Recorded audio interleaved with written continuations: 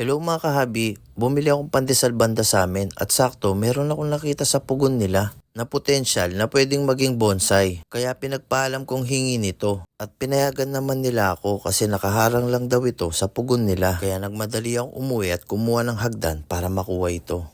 At pagkakuha ko sa kanya, binasa ko yung ugat niya at pinlastik para di ma-dehydrate sa biyahe. Pag uwi ko sa bahay, nagmix ako ng Hormex at binabad ko siya ng 1 oras. At habang nakababad siya, binawas ko na yung mga sanga na hindi kailangan. Pagkatapos ng 1 oras, inangat ko na siya at tinanggal ko yung mga roots na hindi kailangan lalo na yung mga nasa katawan niya.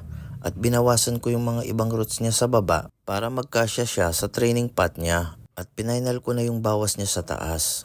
Pagkatapos, nag-ready ako ng training pot niya at linagyan ko ng wire. Pinagsalaan ng S1 ang kinabit ko sa baba. Sa taas naman, Pumice Vermicast at River Sand ang soil mix ko dito. At linak ko sa wire ang roots niya para hindi mauga. At tinakpan ko ulit ng soil mix ko ang roots niya tsaka ko linagyan ng moss para hindi ma-dehydrate. At stick well naman para sa mga pinagputulan. Ang balak ko sa kanya in the future ay twin trunk. At yun lang, happy bonsai, thank you.